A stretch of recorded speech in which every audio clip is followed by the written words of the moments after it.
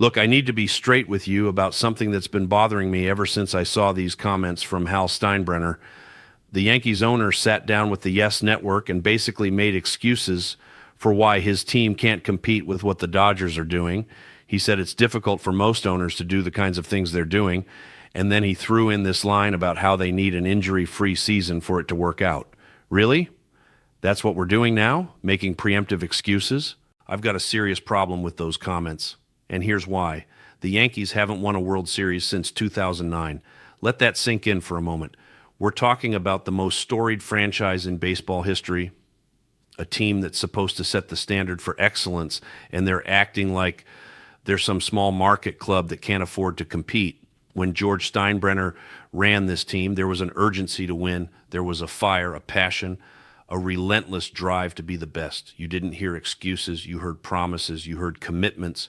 You heard a man who would do whatever it took to bring championships to New York. What happened to that mentality? When George passed away, Yankees fans expected his children to carry that same torch. We expected them to maintain that same standard of excellence that made the Yankees the Yankees. Instead, what we're getting from Hal sounds like every other owner in baseball making excuses for why they can't spend money. You know what the difference is?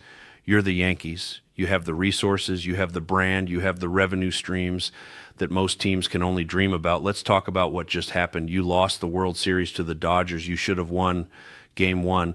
You had that game in your hands, and if you'd held on, we're talking about a completely different series. But Freddie Freeman had other plans, and here we are. Now you're watching the Dodgers spend money like it's going out of style, adding talent, building a juggernaut. And what are the Yankees doing? Talking about how difficult it is to compete with that. Here's what really gets me. It's not even always about the money anymore. Sure, Juan Soto took a massive deal to go to the Mets. People want to call him a mercenary, and maybe he is. But there were other factors at play. Maybe it was about Aaron Judge. Maybe it was about the Mets offering him his own suite while the Yankees said they didn't even do that for Derek Jeter or Mariano Rivera. Whatever the reasons were, the bottom line is simple. Players are choosing to go elsewhere instead of coming to the Bronx. That should alarm you if you're a Yankees fan. The elements of success that the Yankees enjoyed under George Steinbrenner just aren't there anymore. Hal is starting to resemble too many of the other owners in baseball instead of resembling his father. And that's the problem. Yankees fans don't want another generic owner. They want someone who bleeds pinstripes, who understands what it means to wear that uniform, who won't rest until another championship banner is hanging in the stadium. Now let's shift gears and talk about something that actually got me excited. Shohei Ohtani just announced he's representing Japan again in the World Baseball Classic. The reigning unanimous MVP is going back to defend Japan's title. You've got him. You've got Aaron Judge and Bobby Witt Jr. leading Team USA, Francisco Lindor with Puerto Rico, Salvador Perez captaining Venezuela. This is only the 6th World Baseball Classic, but it feels like it's been around forever, doesn't it? What's been really cool to watch is how the tournament has gained momentum here in the States, the last one especially. When Mark DeRosa managed Team USA against Japan in the finals, I was glued to my screen. It took me some time to really appreciate the World Baseball Classic, I'll admit that. But then you get that incredible ending with Ohtani and Mike Trout, teammates who had never faced each other, and Ohtani comes out of the bullpen to get the final out.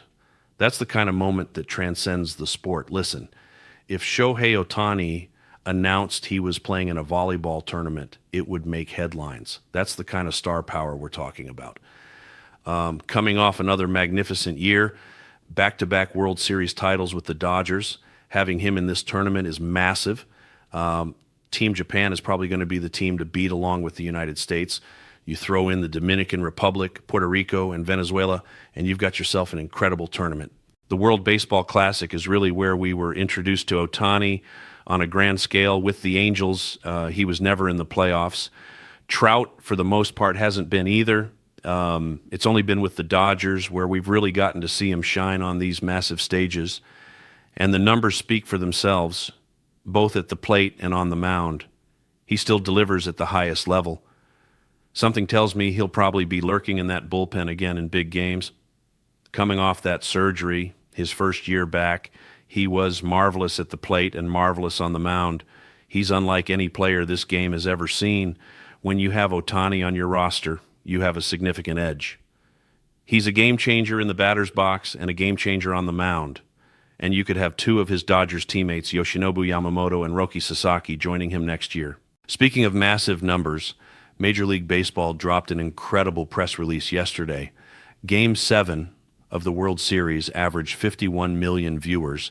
Wait, that's different from what we heard before. We thought the number was around 18 or 19 million, maybe 21 million. Where does 51 come from? Well, let's read more carefully. That 51 million is combined across the United States, Canada, and Japan, making it the most watched baseball game in 34 years. Now, why does this matter? Let's think about it. Why were people in Canada watching in record numbers? Oh, right. The Blue Jays were in the World Series. There's no other Canadian team. They captured the heart of an entire country, and half the nation was watching.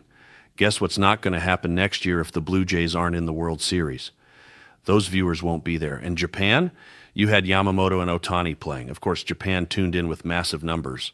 If you can't sense my skepticism here, let me be clear. Of course, you're going to get record viewership when you have the Blue Jays and Ohtani in the World Series. But here's the reality. Next year, short of a rematch or another appearance by Ohtani, you're not going to be able to release the same press release. But you know what? You take advantage of it now. You put out that 51 million number because you're trying to differentiate your league from the NBA. Major League Baseball already got to announce that Game 7 had higher viewership than the NBA Finals Game 7 last year. Let's not discuss the specifics too much. Let's be positive about this. The reason this matters is at the negotiating table. When Major League Baseball goes to replace their ESPN deal, when they negotiate new national deals in 3 years, these numbers give them leverage. The truth is this conversation is really about value and where that value comes from. Yes, there will be deals in Japan. Yes, Netflix Japan would have interest. Yes, networks throughout Canada like Sportsnet would want rights to marquee events.